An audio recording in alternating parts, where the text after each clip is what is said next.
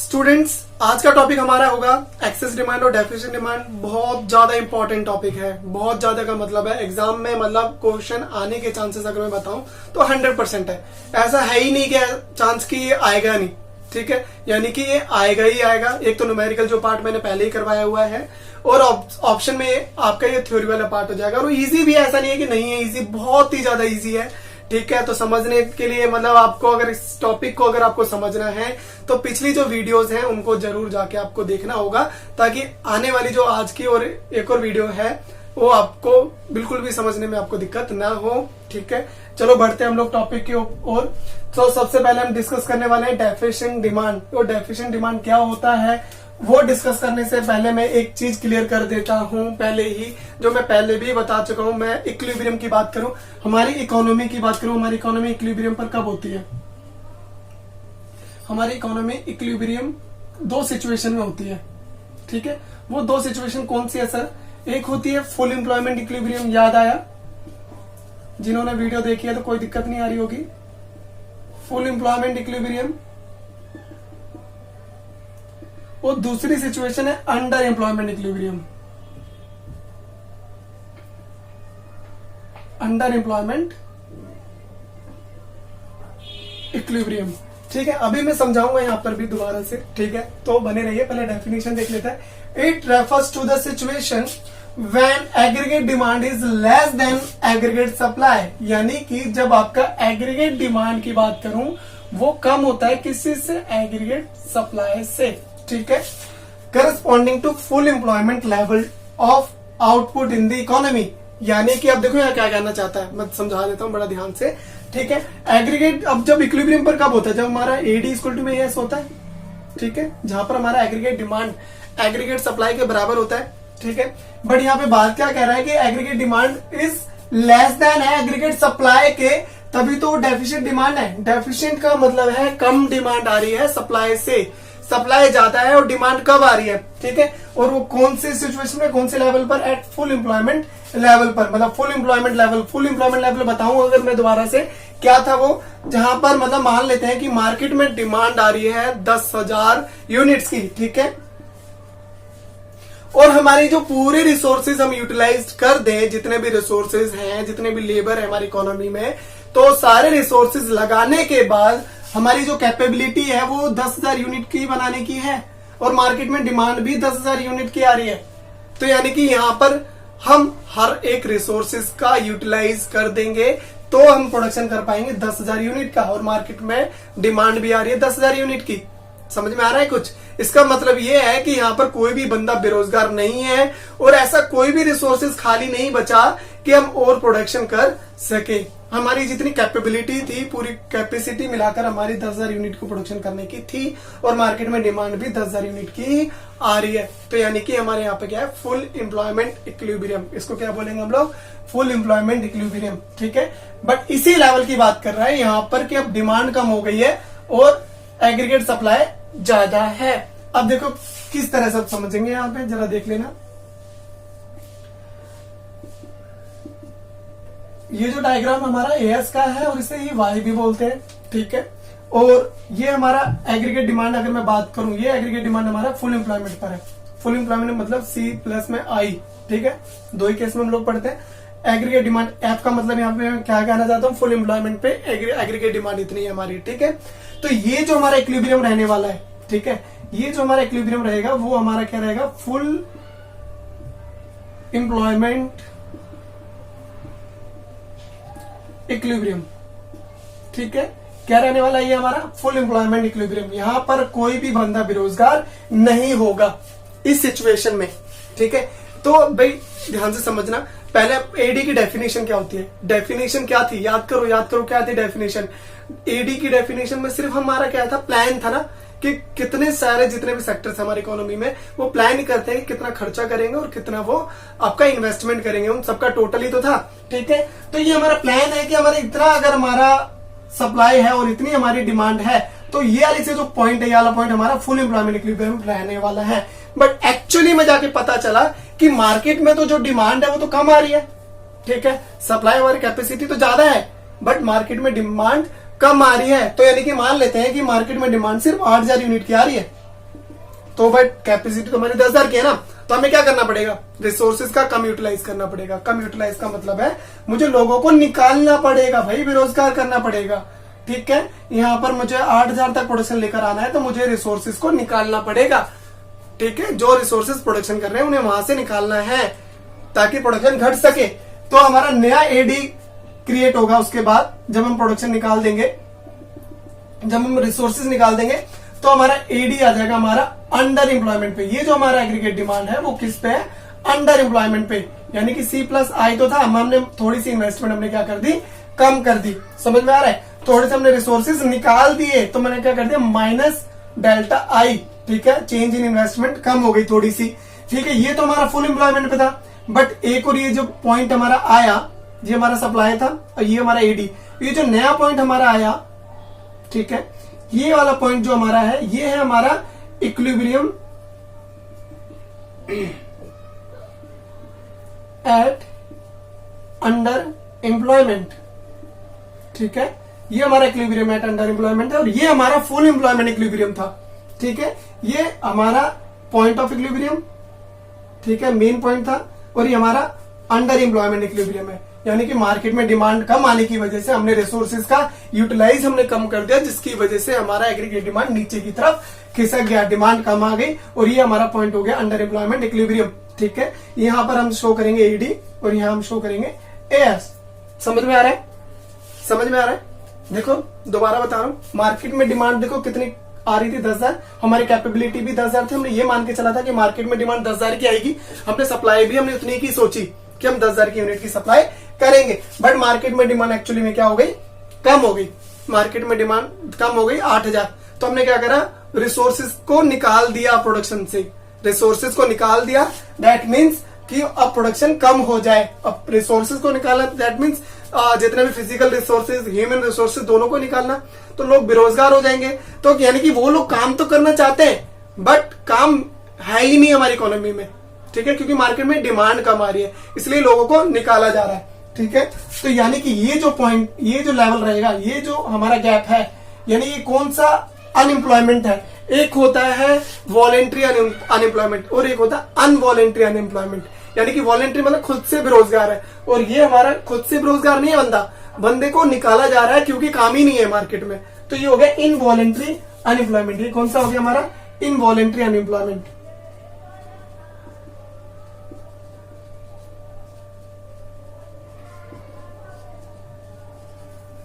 समझ में आ गया, सारा डायग्राम समझ में आ गया, डेफिनेशन समझ में आ गई। ठीक है, ये पूरा टॉपिक अच्छे से समझ में आ गया, बहुत ज्यादा इंपॉर्टेंट टॉपिक है। ठीक है, एक चीज और मैं बता देता हूँ, डेफिशिएंट डिमांड का गैप। एक इस डायग्राम में अगर मैं देखूं, ये वाला पॉइंट जो हमारा है, ठीक है, ये जो गैप है हमारा क्या है, डेफिशिएंट डिमांड। डेफिशिएंट डिमांड, इसी को हम बोलते हैं डिफ्लेशनरी गैप। ठीक है, इसको हम बोलेंगे डिफ्लेशनरी गैप भी बोल सकते हैं। क्या बोल सकते हैं, डिफ्लेशनरी गैप। आपको याद रखनी है चीजें, डिफ्लेशनरी गैप क्या होता है, ये सारी चीजें। अब इसके हम कॉजेस और इसके इफेक्ट्स पढ़ लेते हैं, तब तक इसे नोट कर लीजिए। आइए बढ़ते हम लोग इन टॉपिक्स के ऊपर, कॉजेस या फिर रीजंस, बात एक ही है। अब इन टॉप पॉइंट्स को डिस्कस करने से पहले मैं एक चीज बता देना चाहता हूं। हम टॉपिक क्या पढ़ लें, डेफिशिएंट डिमांड। डेफिशिएंट डिमांड का मतलब है डिमांड कम आ रही है। अब डिमांड कम होने के रीजन क्या क्या हो सकते हैं, एग्रीगेट डिमांड कम होने के क्या क्या रीजन हो सकते हैं। अब जरा ध्यान से समझना एक चीज, एडी का जो फॉर्मूला है वो हमने क्या पढ़ा हुआ, सी प्लस आई प्लस जी प्लस एक्स माइनस एम, यही पढ़ा हुआ है ना हम लोगों ने। सी आई जी प्लस एक्स माइनस एम, यही हमने पढ़ा हुआ है एग्रीगेट डिमांड का। ठीक है, अब जरा ध्यान से समझना, अगर मैं कंजम्पशन एक्सपेंडिचर गिरा दूं, कंजम्पशन ये किसका कंजम्पशन है, ये प्राइवेट कंजम्पशन है। ठीक है, हाउस होल्ड का कंजम्पशन है। अगर मैं ये कम कर दूं, ये कम हो गया तो एग्रीगेट डिमांड कम हो जाएगा। ठीक है, इन्वेस्टमेंट अगर कम होगी, इन्वेस्टमेंट मतलब जो प्रोड्यूसर ने जो खर्चा करता है, अगर प्रोड्यूसर ने अपना खर्चा कम कर दिया तब भी मार्केट में डिमांड कम हो जाएगी।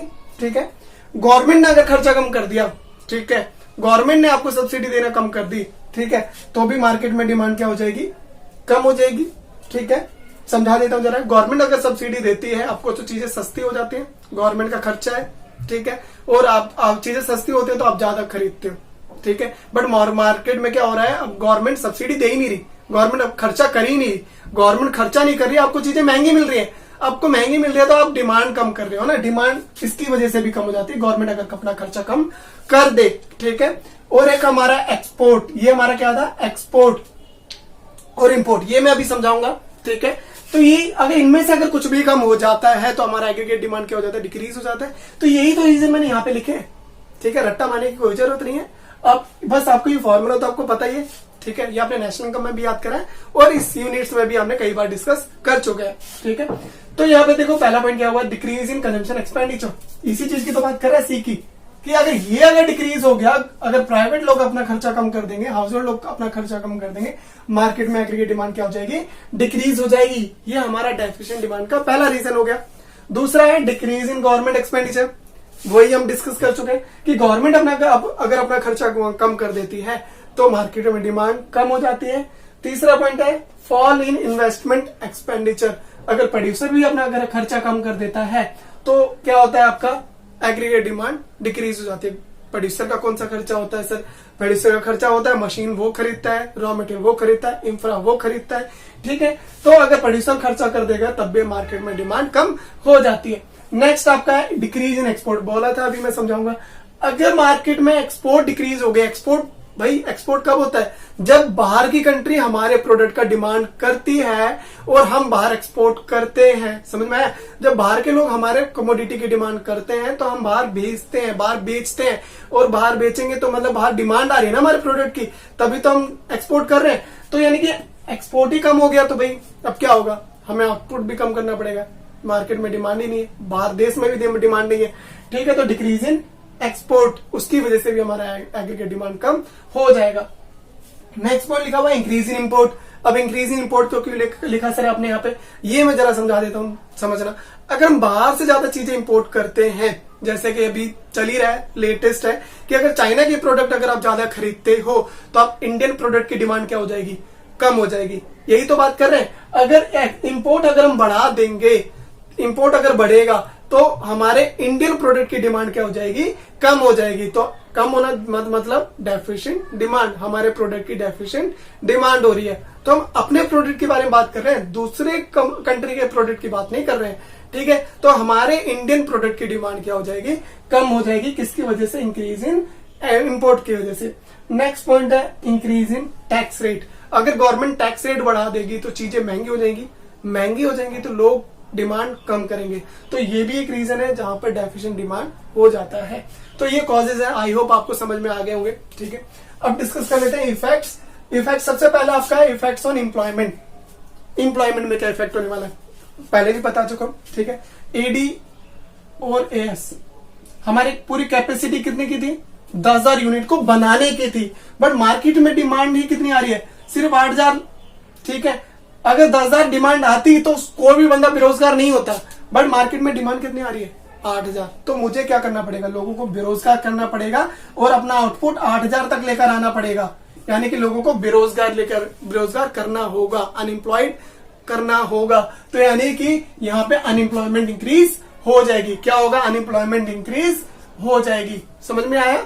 ठीक है, यानी कि एक तरह से बात करूं, एम्प्लॉयमेंट तो डिक्रीज होगी, अनएम्प्लॉयमेंट इंक्रीज होगी। यानी कि एम्प्लॉयमेंट क्या होगी, डिक्रीज। एम्प्लॉयमेंट पे क्या इफेक्ट आएगा, एम्प्लॉयमेंट आपकी डिक्रीज हो जाएगी। दूसरा इफेक्ट्स ऑन आउटपुट। यहाँ पे देखो डिमांड ही कम आ रही है, मार्केट में 8,000 यूनिट की आ रही है, हमारी कैपेबिलिटी 10,000 यूनिट की थी, हमें आउटपुट क्या करना पड़ेगा, गिराना पड़ेगा। तो आउटपुट क्या हो जाएगा, डिक्रीज हो जाएगा। एम्प्लॉयमेंट भी डिक्रीज हो जाएगा और आपका आउटपुट भी डिक्रीज हो जाएगा। नेक्स्ट है effects on general price level. Market में डिमांड कम आ रही है, सप्लाई ज्यादा है। ठीक है, तो क्या करना पड़ेगा, यहाँ पे प्राइस हमारे इंक्रीज करने पड़ेंगे। क्या करने पड़ेंगे हमें यहाँ पे, प्राइस क्या करने पड़ेंगे, डिक्रीज करने पड़ेंगे। प्राइस हमारे यहाँ क्या करने पड़ेंगे, डिक्रीज। सारी चीजें डिक्रीज करनी है। प्राइस डिक्रीज होगा तो मार्केट में डिमांड बढ़ेगी। ठीक है, समझ में आ गए आपके इफेक्ट्स, समझ में आ गए, आपके रीजंस भी आपको समझ में आ गए। आप इसे नोट कर लीजिए। इसके बाद डिस्कस कर लेते हैं एक्सेस डिमांड के बारे में, तब तक आप इसे नोट कर लीजिए। और डिस्कस कर लेते हैं एक्सेस डिमांड। ठीक है, एक्सेस डिमांड मतलब जैसे डेफिशिएंट डिमांड मैंने समझाया, बहुत ही इजी टॉपिक है, बट बशर्ते ये है कि आपने पिछली जो वीडियोस है वो देखी हुई होनी चाहिए। ठीक है, अदरवाइज इन टॉपिक में बिल्कुल भी दिक्कत नहीं आने वाली है। ठीक है, अगर आपने ये वीडियोस देख ली ना, ठीक है, तो ये गारंटी है कि आप भूलोगे नहीं, एग्जाम में आराम से इसका आंसर लिख दोगे, रटने की कोई जरूरत है भी नहीं। ठीक है, सिर्फ समझना है। एक्सेस डिमांड की डेफिनेशन देखो क्या होती है, जहां पर भाई हमारा डिमांड ज्यादा है और सप्लाई कम है।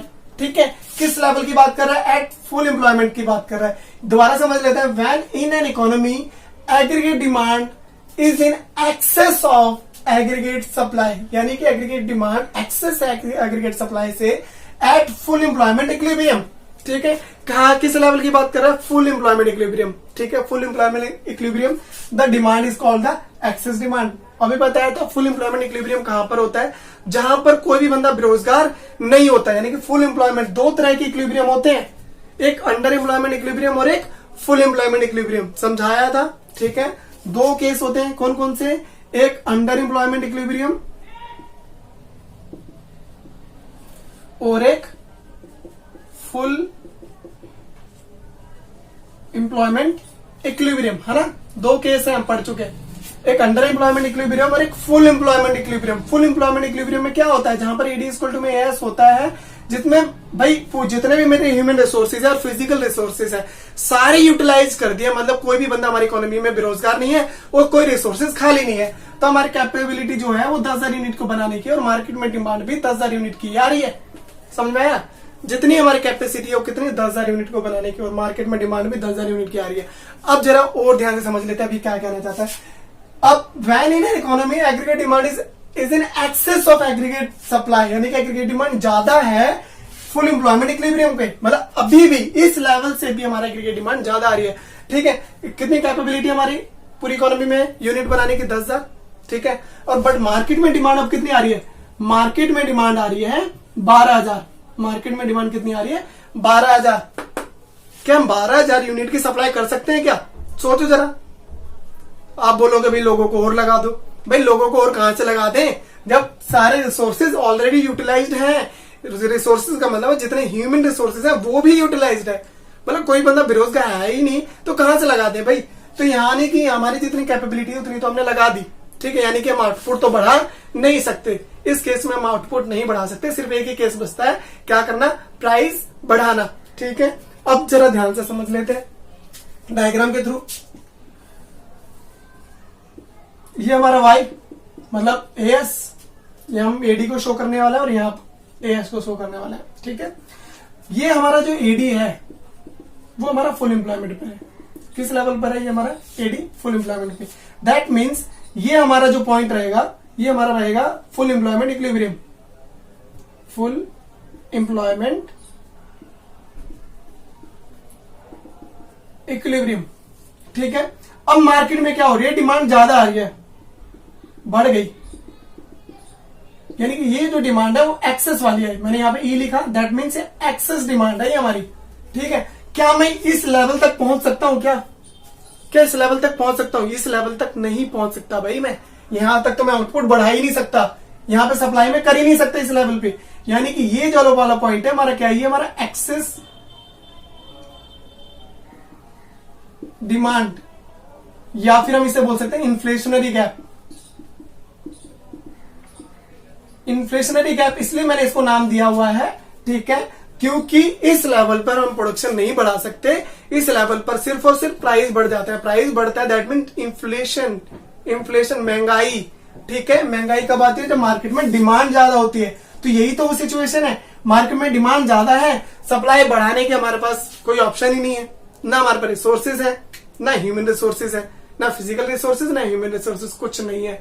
मार्केट में डिमांड बढ़ रही है तो हमें क्या करना पड़ेगा, प्राइस बढ़ाने पड़ेंगे, यानी कि जितनी हमारी डिमांड ज्यादा है उतना इन्फ्लेशनरी गैप ज्यादा है। ये हमारा क्या रहेगा, एक्सेस डिमांड। समझ में आ गया, फुल एम्प्लॉयमेंट इक्विलिब्रियम से ज्यादा अगर डिमांड आती है तो वो हमारा पॉइंट, जितना ज्यादा डिमांड आएगी उतना ज्यादा हमारा क्या रहेगा, एक्सेस डिमांड, मतलब इन्फ्लेशनरी गैप। आई होप आपको समझ में आ गया होगा डेफिनेशन, डायग्राम। ठीक है, इसके कॉजेस हम लोग डिस्कस कर लेते हैं और इफेक्ट्स हम लोग डिस्कस कर लेते हैं, तब तक आप इसे नोट कर लीजिए। तो बच्चों डिस्कस करें रीजंस या कॉजेस, किस चीज के कॉजेस हैं हमारे, एक्सेस डिमांड के। ठीक है, ऐसे कौन कौन से कॉजेस हैं जिनकी वजह से डिमांड एक्सेस हो जाती है, एक्सेस सप्लाई से। ठीक है, हमारे वही चीज पढ़ेंगे जो हम पहले भी पढ़ चुके हैं। ठीक है, एडी का क्या फॉर्मूला था, इसी के थ्रू समझेंगे, ज्यादा अच्छे समझ में आ जाएगा। C प्लस आई प्लस जी प्लस एक्स माइनस एम, ठीक है।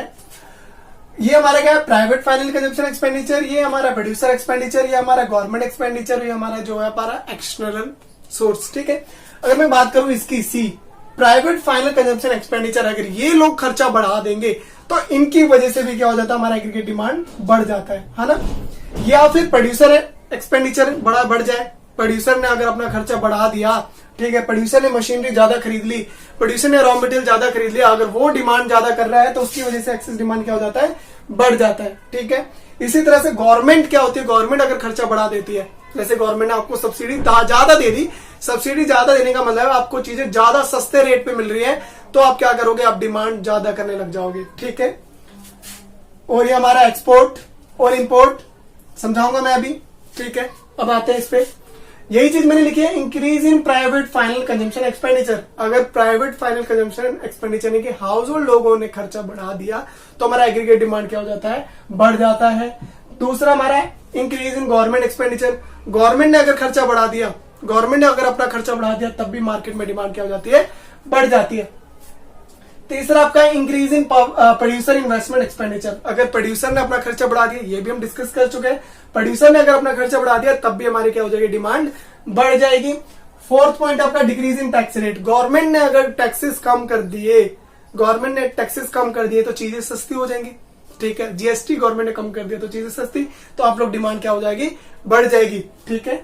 नेक्स्ट आपका increase in export, increase in export का मतलब क्या है, बाहर के लोग यानी कि इंडिया के बाहर के लोग हमारे प्रोडक्ट की डिमांड ज्यादा कर रहे हैं, तो हमारा क्या हो जाएगा, एक्सपोर्ट बढ़ जाएगा, यानी कि लोग डिमांड ज्यादा कर रहे हैं, दैट मीन्स एक्सेस डिमांड हो रहा है।